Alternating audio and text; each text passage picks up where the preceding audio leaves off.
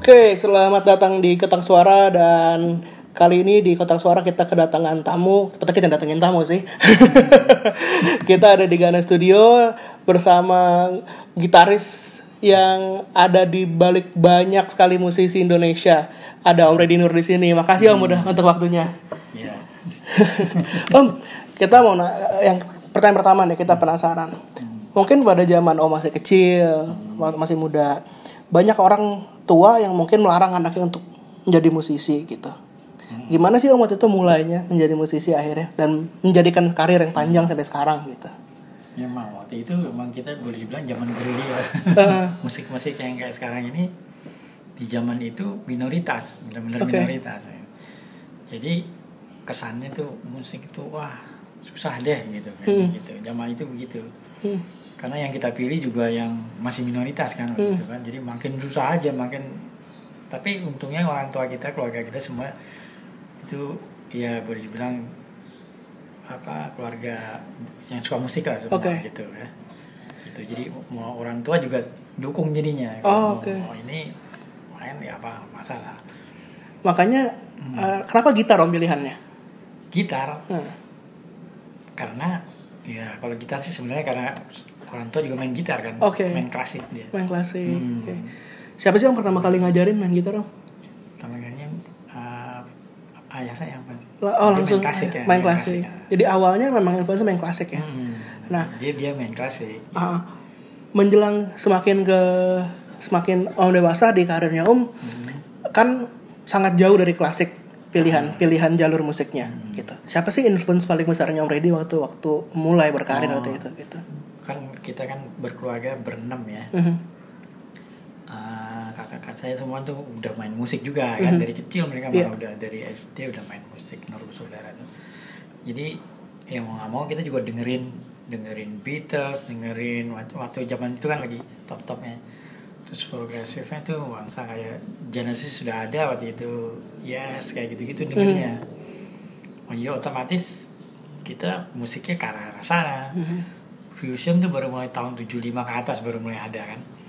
Ngikutin juga. Jadi makin berkembang lah gitu. Begitu selesai SMA tuh udah deh segala macam musik kita mainin. Gitu. Ngomong-ngomong Om sempat nyebut tadi Nur Bersaudara gitu. Nur Bersaudara akhirnya kan bentuknya menjadi seperti sebuah vokal group juga gitu. Siapa sih influence terbesar di jenis musik yang dibawain sama Nur Bersaudara? Karena kan kalau kita bandingin bisa ada bunyi Beatles-nya, ada kadang-kadang ada abanya gitu. Siapa sih yang sebenarnya menjadi panutannya musiknya Nur Bersaudara waktu itu gitu? Waktu itu sih Beatles kayaknya sih. Beatles. Karena mereka banyak bawain Beatles yang di aransemen ulang kan, dengan vokal group gitu kan. Jadi Beatles banyak pengaruhnya waktu itu mereka. Itu abang-abang saya tuh masih kecil waktu itu. Beda jauh sama mereka. Tante Yanti aja masih beda 5 tahun. Jadi kita SD, dia udah SMA kali. Nah, Nur Bersaudara ini sebenarnya dikenal juga banyak menjadi backing vokal ya Om di album-album banyak penyanyi, lagu-lagu banyak penyanyi. Ternyata ada sempat jadi backing vokalnya TDJ ya, Ruth Sahanaya. Kenapa sih Om masih nggak lebih banyak album yang dikeluarkan dengan nama Nur Bersaudara? Nggak sebanyak itu, padahal sebenarnya secara musik bagus dan banyak membantu banyak musisi juga di balik layar gitu. Nur Bersaudara kan sebenarnya kan itu abang-abang saya kan ada 5 mereka, 2 kakak saya yang cowok, 1 tante Anti, 2 lagi sepupu. Gitu, jadi mereka tuh berlima sebenarnya. Om belum ikut tadi itu, masih kecil. Jadi mereka yang 2 ini sekolah ke luar negeri, tinggal otomatis yang 3 ini. Nah yang 3 ini mulai backing vokal sana sih. Jadi Om sebenarnya nggak ikutan di situ, nggak ikut masuk dunia mereka lah. Om sendiri waktu itu langsung bikin musik, jadi penata musik, jadi main band, jadi bikin musik gitu. Sebenarnya beda sama mereka. Beda ya. Jadi kapan nih Om? Karena kan waktu di album yang terakhir Om udah muncul mukanya di bagian dari Nur Bersaudara gitu. Ya, jadi waktu album terakhir itu aja. Anggota resmi Nur Bersaudara. Waktu album terakhir itu aja. Karena kan di situ ada yang meninggal kan. Iya. Tante Ida udah meninggal, terus Tante Yanti udah nggak mau ikutan gitu. Jadi ya udah Om gabung deh di situ. Oke. Gitu. Oke. Gitu. Nah, oke, Nur Bersaudara kita tandanya memang Om hanya terlibat hanya di bagian penataan musik dan baru di album terakhir itu album The Light ya kalau nggak salah nama The Light ya. Oke. Om, satu lagi band yang bikin nama Om juga melejit, Cockpit. Band ini terkenal sebagai band covernya Genesis. Kenapa Genesis yang dipilih Om untuk menjadi cover gitu. itu?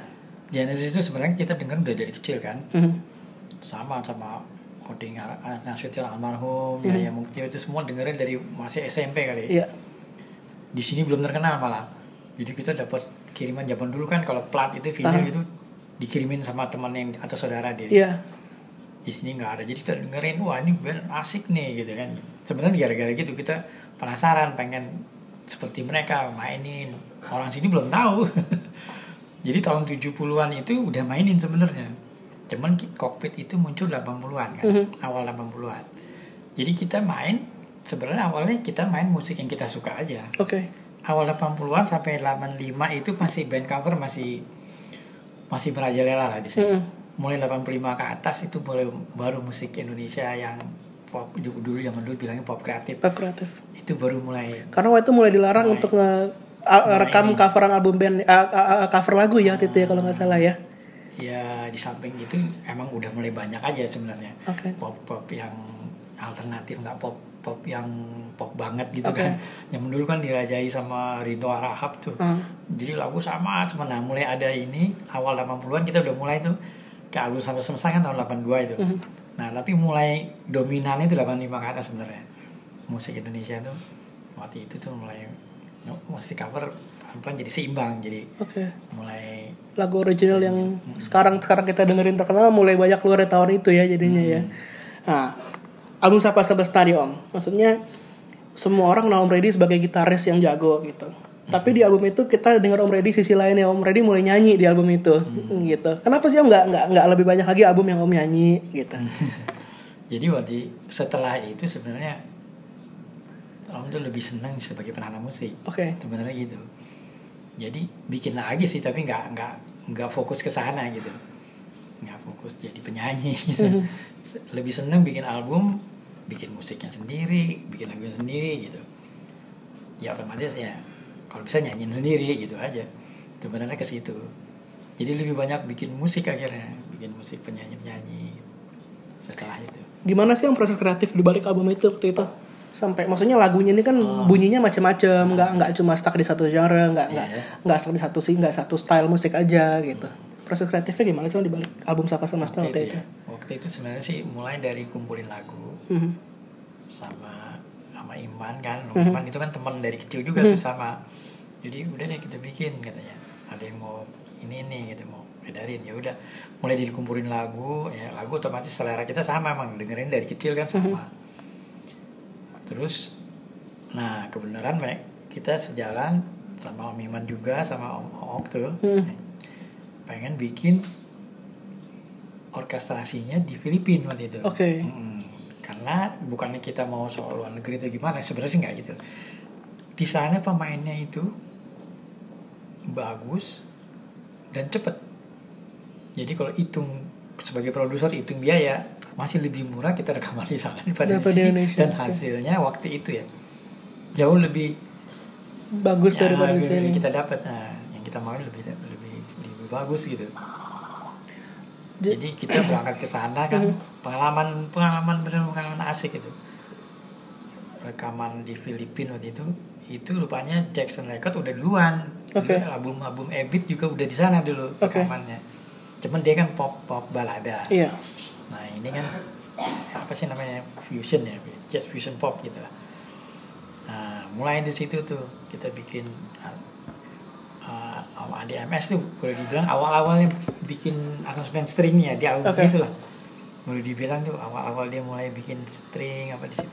Om bikin aransemen brassnya waktu itu. Jadi kita berdua benar-benar pengalaman baru lah. Ya jadi album Sapa Semesta ini bukan cuma naikin nama Om Reddy, tapi juga Twilight Orchestra, Om ADMS itu pertama kali muncul sebagai orkestra di album ini ya waktu itu ya. Ya paling nggak dia paling nggak nih kalau ngeliat Om, dia jembatan dia untuk perkenalin diri bahwa dia tuh sebagai Rangers orkestra inilah apa modal gitu. Oke. Kita sama-sama masih umur 22 tahun gitu. Kenapa nggak pernah ada lagi Om album Ready Nur setelah Sapa Semesta? Ada sebenarnya, cuman album itu keluar terus produsernya bubar. Oh.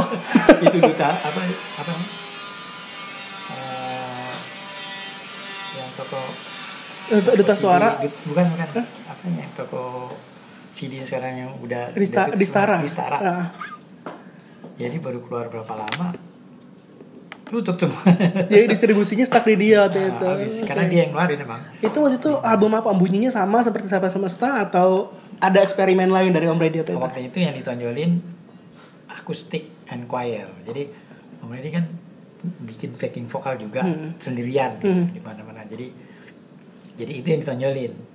Selain nyanyi, setiap lagu ada choir dan akustik.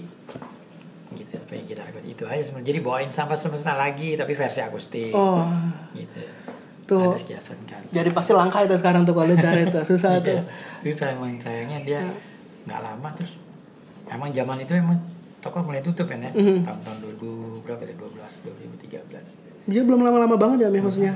Dan lompatnya dari Sapa Semesta tahun 82 ke 2013 baru keluar album baru Ready Nur. Iya, ada single sempat. Single. Sempat Sapa Semesta, ada lagu baru juga ada. Sapa Semesta yang dibikin duet ada juga. Itu yang kemarin Seno. Nah, waktu itu kan zamannya kayak Om bilang tadi itu kan zamannya lagi jaya-jayanya album fisik tahun 80-an sampai tahun 2000-an awal gitu. Nah, gimana sih Om sebagai musisi yang udah berkiprah lama dari tahun 70-80-an gitu, bersaing dengan sekarang di zaman yang semuanya serba digital untuk musik gitu. Apa sih langkah-langkah yang Om dan ya mungkin teman-teman Om di generasi yang sama lakukan? Sebenarnya sih kalau Om lihat nih sekarang nih, dulu kan ada istilah jadul sama enggak jadul. Sebenarnya nggak ada itu sebenarnya. Itu yang udah buktiin tuh Didi Kempot itu.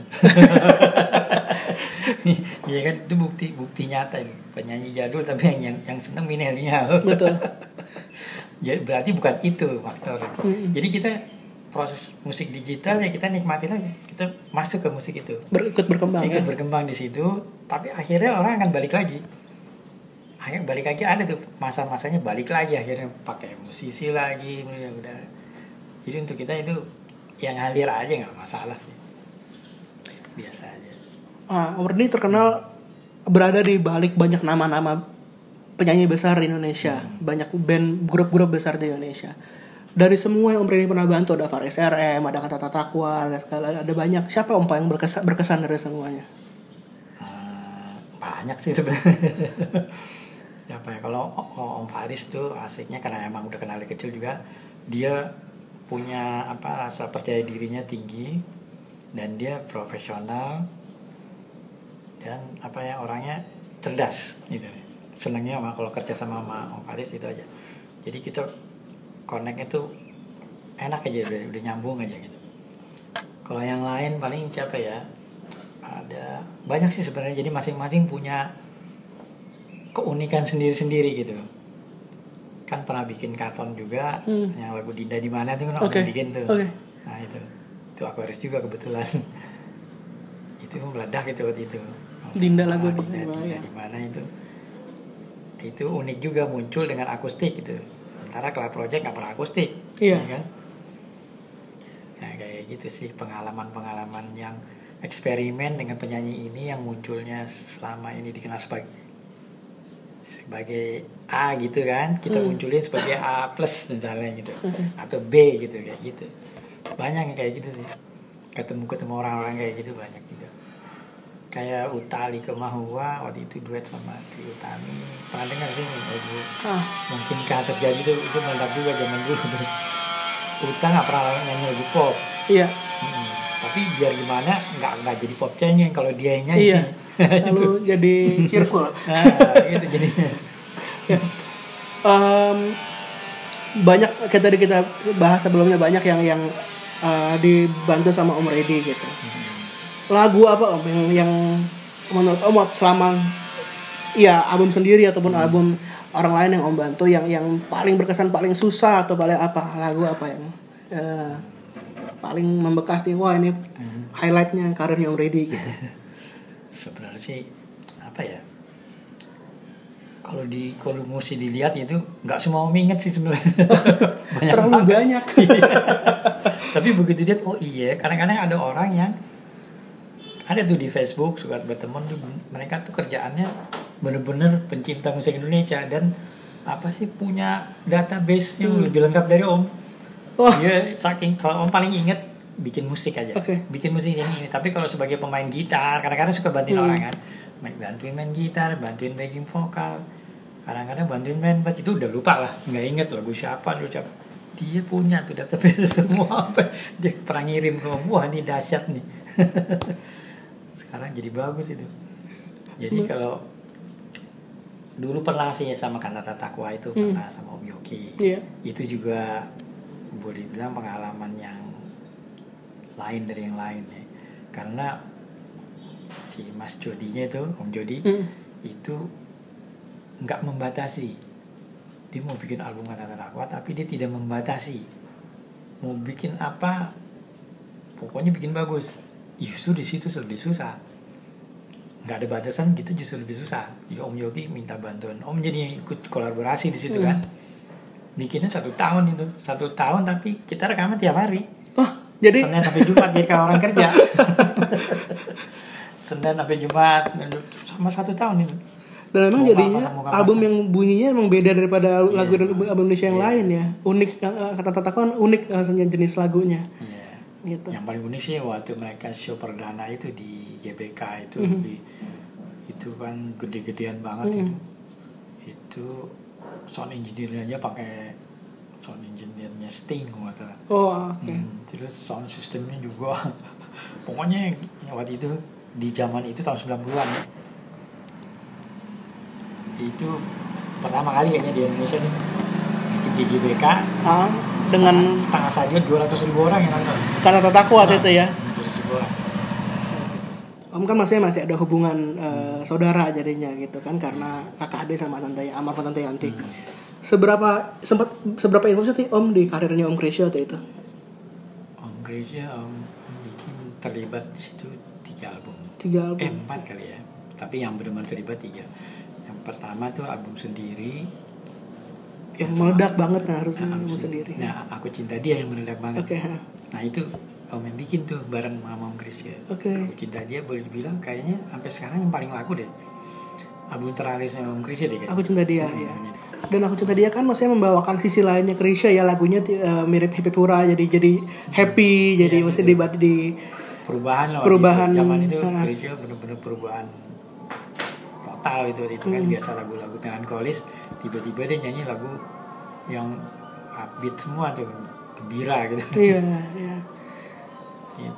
Itu lagu album Aku Cinta Dia, album Happy Pura, sama album Nona Lisa ya. Ada di album sendiri tapi cuma 2 lagu apa 3 lagu, 3 lagu. Om bisa dibilang sampai sekarang masih eksis terus dengan Radio Experience, main di manggung di mana-mana gitu. Apa sih Om rahasianya Om? Karena nggak banyak penyanyi dari zaman itu yang masih sampai sekarang eksis main di mana-mana. Apalagi dengan band baru, dengan Cockpit Om masih aktif, dengan Radio Experience masih aktif gitu. Apa sih Om yang bikin Om sampai sekarang terus berkarya gitu? Sebenarnya kalau kita musik kan, motonya musik save my life. Dari zaman dulu sampai sekarang kita hidup di musik kan. Jadi itu karena kita senang, kita cinta sama musik, jadi ya itu udah darah daging lah istilahnya. Dan Om nggak membatasi gitu. Om mau main musik ini aja, nggak pernah begitu. Jadi di masanya tahun 80-an itu kan main sama Cockpit ya. Iya. Di panggung sama Cockpit dengan progressive rock. Sementara Om kalau rekaman pop kreatif musiknya beda banget, dan dunianya beda, penggemarnya beda sampai sekarang tuh kalau di Facebook atau di Instagram yang berteman tuh ini pencinta musik Indonesia nih, beda, ini geng progressive rock nih yang senang. Jadi punya dua jenis fans komunitas gitu. Lucu sih sebenarnya. Kalau zaman dulu Om ngerasainnya gini, karena rekaman dulu tuh saking banyaknya gitu bisa pernah sehari 3 shift pernah tuh. Jadi orang-orang semua maunya cepat pernah kejadian apa jam 12 pun masuk gitu. Jadi begitu kita show itu kayak refreshing, bebas kita main dengan musik yang kita nggak perlu tahu itu orang apa mau senengnya maka istilahnya begitu kan, dan ternyata orang seneng kan gitu. Jadi itu sebenarnya apa ya, satu kesempatan yang mungkin nggak semua orang dapat gitu. Ya kan, ada orang yang jenuh rekaman aja tuh, dia pengen main ngeband, gimana sih ngeband, enak sih bisa ngeband gitu ya gitu. Emang penting juga begitu. Jadi kita refreshing, begitu masuk ke rekaman lagi fresh lagi, nggak ada jenuhnya jadi gitu. Nah, kalau Cockpit kan jelas Om kemana arahnya, selalu lagu-lagu Genesis, progressive rock dan lain-lain. Kalau Radio Experience ini kan sesuatu yang baru Om. Radio Experience ini kemana sih Om arahnya, maksudnya secara musik apa sih yang mau tonjolin sama Radio Experience? Awalnya itu kan Radio Experience itu idenya dari Om Ijo sebenarnya. Itu dia ininya boleh dibilang gara-gara dia jadi muncul Radio Experience yang kasih nama juga Om Ijo sama. Nah itu awalnya kita mau bikin Beatles dengan warna yang lain. Misinya supaya anak sekarang tahu Beatles. Beatles karena kadang-kadang kan ada orang Beatles musiknya begitu aja gitu. Nah supaya mereka senang gimana ya, kita bikin dengan rasa baru gitu. Mulainya sih dari situ. Udah sering nih main, jadi udah mulai banyak juga yang senang gitu. Nah di samping itu kita bawain juga tuh udah berapa kali ya tribute Chrisye itu sama Om Faiz dengan aransemen baru juga. Jadi bawain Sakura ala Radio Experience gitu, bawain Sabda Alam ya ala kita semua gitu, nggak cover lagu. Dan itu banyak bisa ditonton di channelnya Om Reddy, juga punya channel sekarang. Ada channel YouTube yang Reddy Nur. Reddy Nur Official ya kalau nggak salah ya. Nah, tuh ada tuh Radio Experience video-videonya tuh. Dan emang semua di aransemen ulang ya lagu-lagu itu. Iya, ulang. Lagu begitu. Nah, di Radio Experience terlibat anaknya Om juga nih, Nada nih. Terlibat juga nih. Gimana sih maksudnya itu, emang Om yang influence dia untuk ikut atau emang kebawa nih sama bapak dari kecil main musik atau gimana gitu? Dari kecil udah main musik ya. Malah dulu Om pikir waktu SD nanti aja deh, SMP aja diajarin. Ternyata dia udah meminta sebelum nyampe SMP udah. Dan gitar juga ya? Gitar juga. Tapi karena Om main di Radio Experience main bass, jadi kita bisa ngeband bareng. Om berapa sih yang dikuasain alat musik? Bass, gitar? Kalau rekaman semuanya. Semua. Ada rencana apa Om ke depan, rilis album atau single?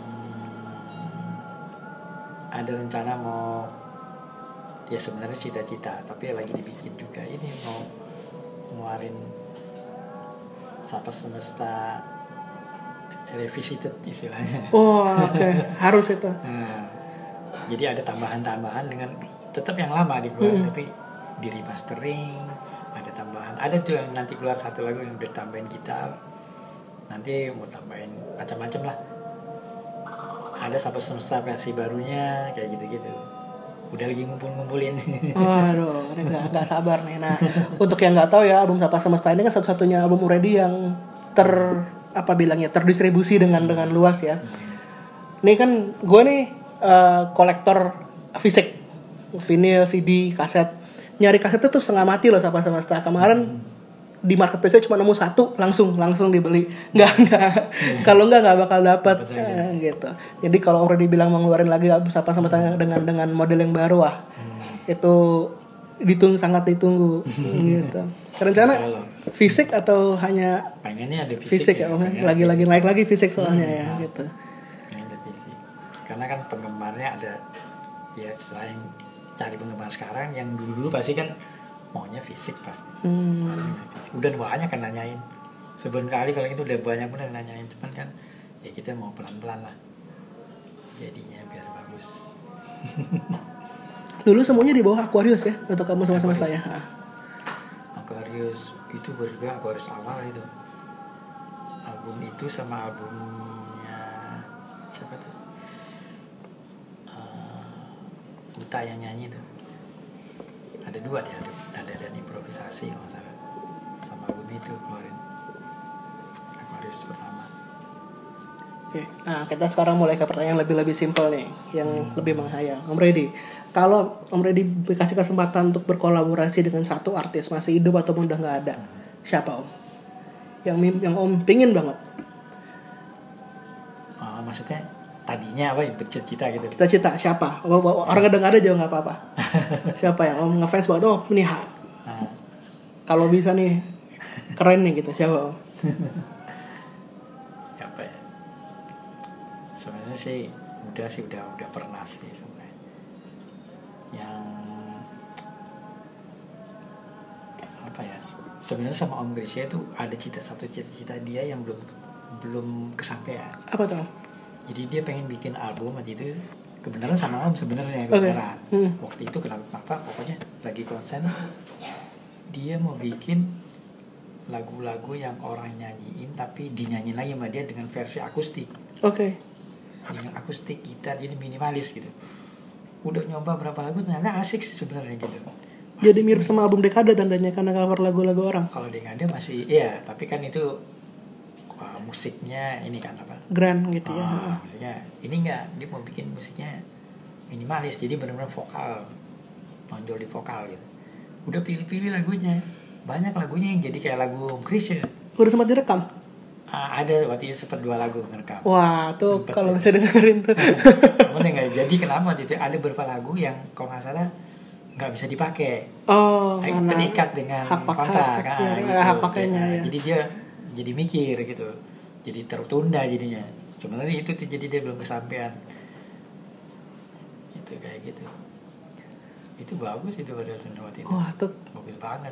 Dan rekamannya ada ya itu kalau bisa didengerin sama masyarakat luas tuh pasti laku tuh. Oke. Om, untuk terakhir nih, apa nih yang kita bisa tunggu dari Om Reddy selain tadi album itu? Di bulan Januari belum ada pandemi nih, belum ada cerita ini kan. Om udah rencana sama Tante Anti mau bikin lagi tribute Krisya. Waktu itu bikin 2018, dia senang banget dengan versi kita gitu kan. Udah mau bikin lagi, udah dapet tanggal malah April kemarin. Jadi kayaknya itu mau diterusin. Anak-anaknya senang, si Pasya ya terusin lagi udah. Jadi yang ini versi yang Tante Yanti seneng gitu. Gitu. Itu konser besar atau mini konser di kafe-kafe atau? Dulu sih kita mini konser tapi nggak menutup kemungkinan, nanti kita lihat aja perkembangan musik ini kan sekarang boleh dibilang new normal nih. Mesti dilihat dari sisi lain lagi udah ya. Iya, betul. Nggak bisa seperti nggak tahu orang bisa ngumpul berapa banyak lah satu tempat. Gitu. Harus dilihat itunya. Oke, wah ini exciting banget nih next projectnya Om Reddy Nur nih di setelah pandemi ini, saya mudah-mudahan cepat beres deh. Oke, untuk semua penonton Tak Suara yang mau lihat karya-karyanya Om Reddy bisa di follow di Instagram ya. Instagram ada. Instagram @ReddyNur, @ReddyNur, di YouTube ada Reddy Nur Official, di Facebook juga ada ya Om ya. Ada. Di Facebook juga Reddy Nur. Nah, jangan lupa untuk nonton terus Kotak Suara setiap hari Jumat di channel Kotak Hitam. Dan jangan lupa komen, subscribe, dan like. Dan kalau mau tahu tentang Om Reddy Nur bisa masuk ke channel sosial medianya Om Reddy Nur. Oke guys, sampai jumpa di episode minggu depan.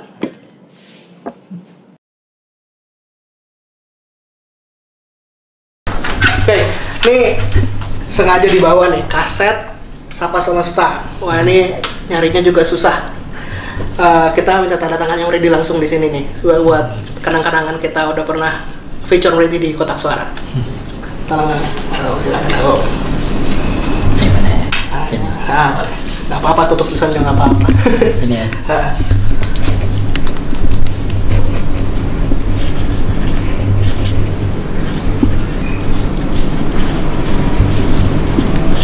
Kita.